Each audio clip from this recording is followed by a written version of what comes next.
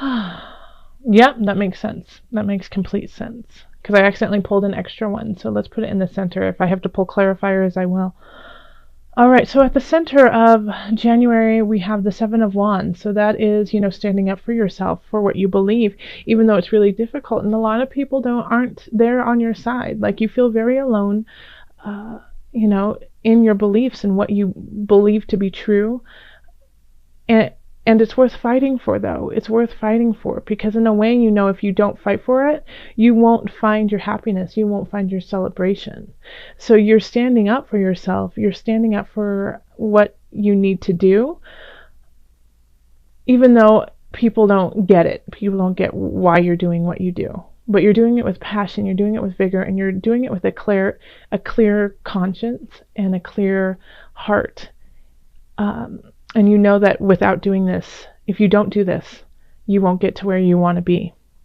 So January will be, challenging in that regard of, standing up for yourself.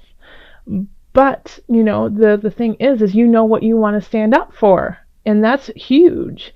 You're not just going, well, I don't know if should I not, should I just back down? You are very clear, and you're like, no, this is worth it to me, and this is important, and I'm going to fight for it, because this is my joy, and this will be my future joy, and I'm not going to let anyone take it away.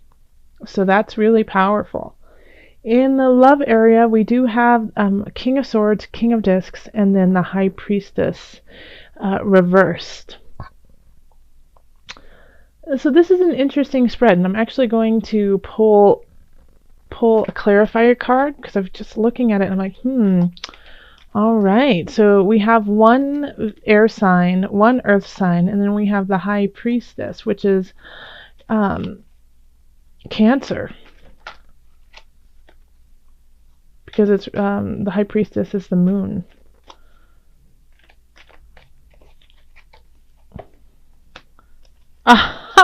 Isn't that wild?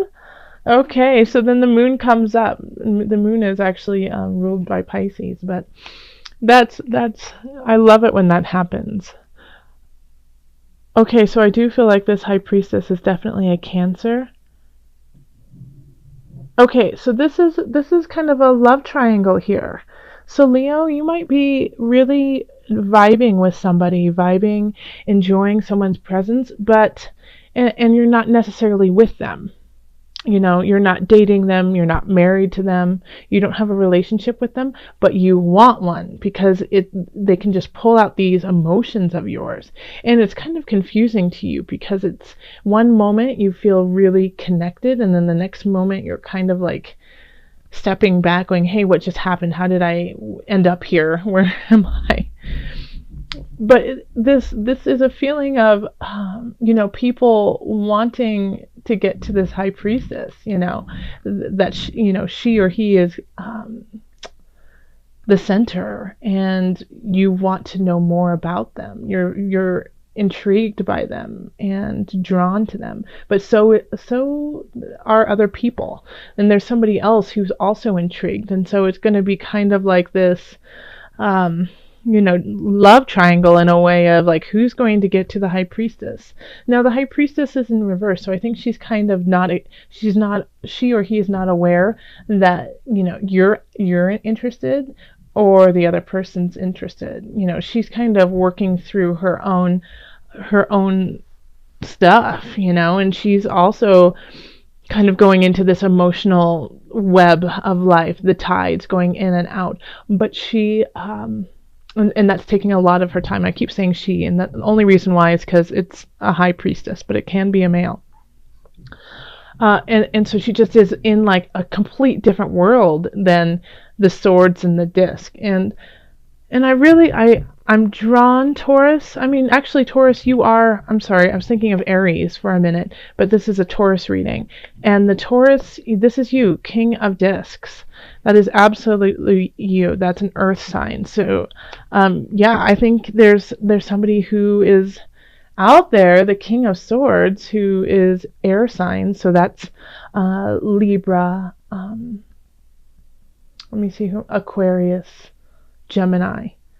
And so you're going to have to, step up your game, because somebody else is interested. And you know what I get with the sense too of people who are attached, who are married, who have a very solid relationship, you're still going to be drawn to someone or something.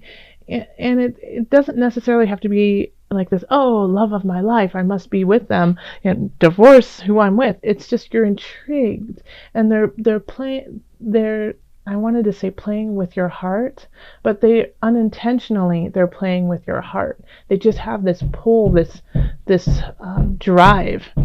And I'm sorry if you hear pounding right now. They're doing some construction next door, and it's a little loud. So I apologize about that. All right, so then we have the Emperor, and that's love. Now let's move on to career. We have the Emperor, Two of Discs, and the Knight of Wands.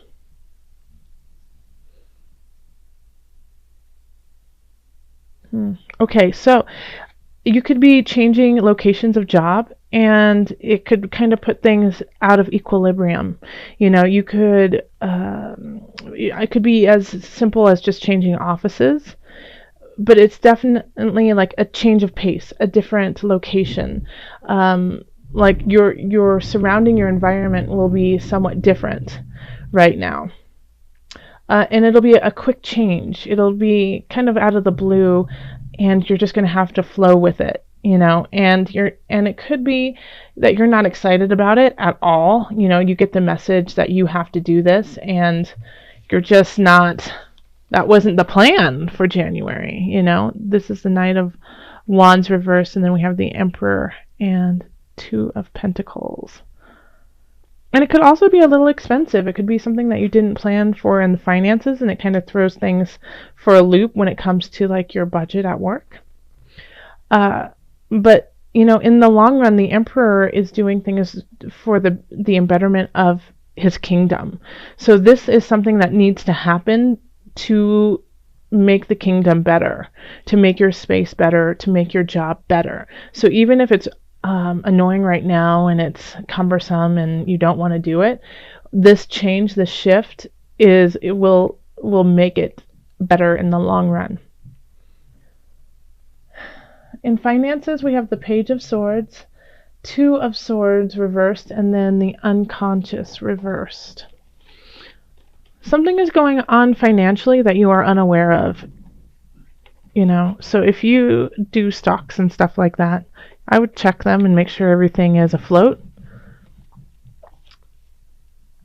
because there's something that you don't know about that is really affecting financially, and you need to know about it, and because it's going to take you a while to decide how to react to it and what to do.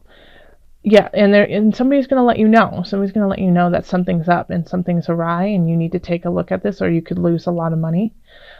But it's going to take you a while to decide how to react to it, because it feels like it's pulling you away from your heart space. It's pulling you away from your gooey center.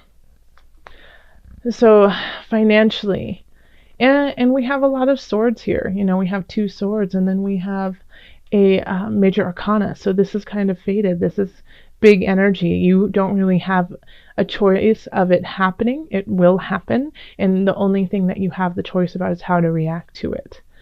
But I would say you need to decide. Even if you feel I wouldn't decide at the beginning of January. I'd wait until the end of January, since we have Mercury retrograde. Yeah, but you can't stay in this like dreamy kind of state, this like place where there are no boundaries, and you're like, oh, it'll work out on its own. Taurus, first, I can't even imagine you saying that coming out of your mouth. But in a way, I feel like that is how you're protecting yourself from actually having to do anything with it. It's just being like, what will be, will be. And so then you're kind of allowing yourself to get off the hook in a way. But you are going to have to do your bull Taurus, make a decision, even if you feel paralyzed with fear over it. because that's what will happen. You will manifest that the more negative if you just do nothing. So make sure that you do something by the end of January over this financial situation.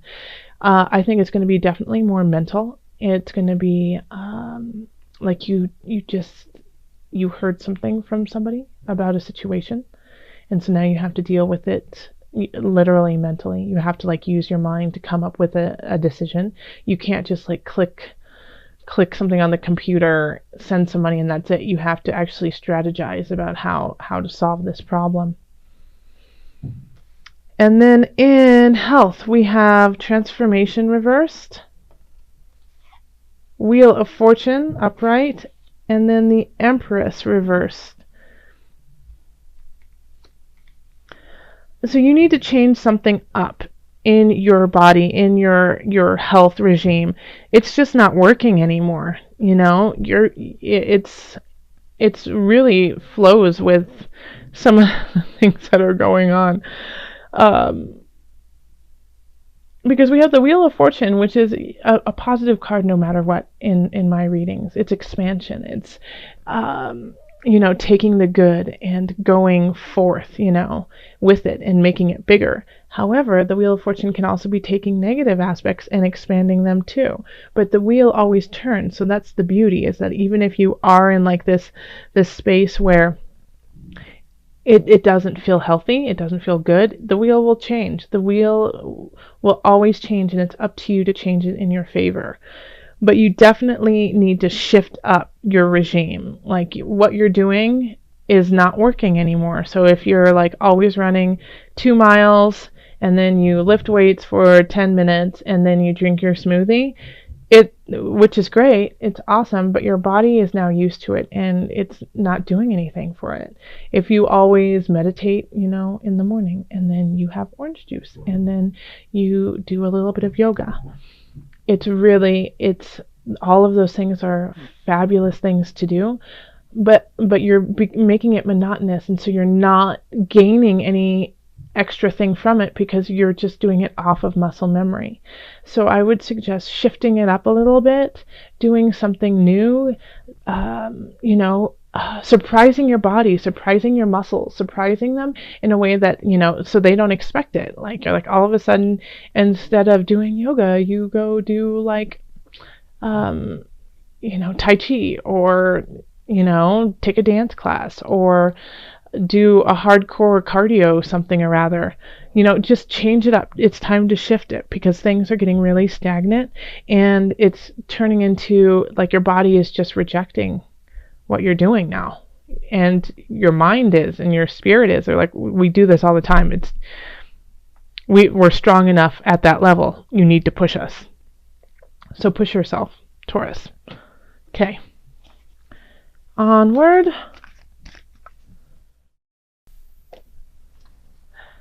And this is Rainbow Forgiveness. This is such a beautiful card. I love this card so very much. Okay, so with the rainbow, with forgiveness. Okay, yeah, so, it's like there's nothing overarching that's like somebody's trying to do something bad to you. And so I'm going to say, Taurus, that when I've gotten this card a few times, and lately this has always been what it is for everyone, is to forgive yourself, okay? To forgive yourself for not seeing the situation, this financial situation earlier. It's okay, divine timing, you'll solve it. You just have to keep pushing forward. Forgiveness for, why do I love this person? Why? It's like, why am I choosing them? Forgiveness. Know that this person has a lesson you need to learn, and it's beautiful. Divine timing.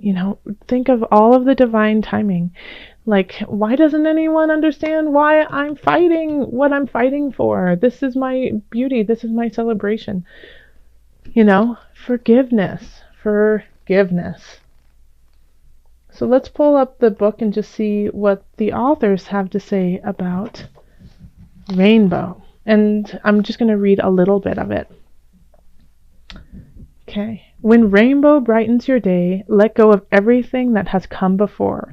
Bask in rainbow's heaven-sent color. Let beauty melt away bitterness. Forgiveness embraces the goodness in people rather than starkly fixating on undesirable behavior. When we don't forgive, the bottled up, bilious anger festers in our heart and constricts our capacity for joy.